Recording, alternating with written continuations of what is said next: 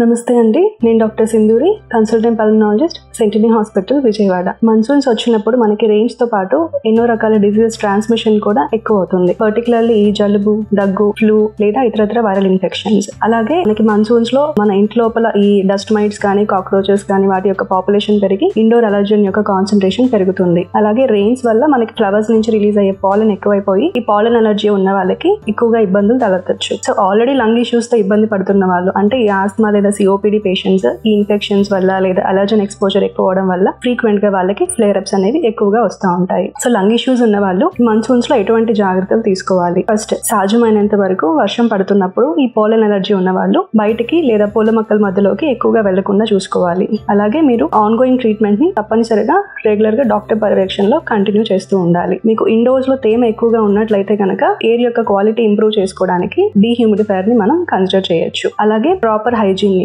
అంటే రెగ్యులర్ గా మాస్క్ ధరించడము, మీరు ఎక్కువగా క్రౌడ్స్ మధ్యలోకి వెళ్తున్నప్పుడు హ్యాండ్ వాష్ ని ఫ్రీక్వెంట్ గా చేసుకోవడము, అలాగే ప్రాపర్ హైజీన్ అంటే మీరు దగ్గు లేదా తుమ్ము వచ్చినప్పుడు తప్పనిసరిగా నోటికి లేదా ముక్కుకి మనం చేతిని అడ్డం పెట్టుకోవాలి. అలాగే కొన్ని రకాల విటమిన్ సప్లిమెంటేషన్ కూడా మనకి మాన్సూన్ సీజన్ లో రెస్పిరేటరీ ఇన్ఫెక్షన్స్ ఫ్రీక్వెన్సీని తగ్గిస్తుంది, పర్టికులర్లీ విటమిన్ డి. ఈ పై చెప్పిన జాగ్రత్తలు పాటించడం వల్ల మనం సాధ్యమైనంత వరకు ఈ సిఓపిడి లేదా లంగ్ ప్రాబ్లమ్స్ ఉన్న వాళ్ళకి మనకి రెయిన్స్ లో వచ్చే రెస్పిరేటరీ ఇన్ఫెక్షన్స్ లేదా అలర్జీ ఎక్స్పోజర్ రిస్క్ ని తగ్గించుకోవచ్చు.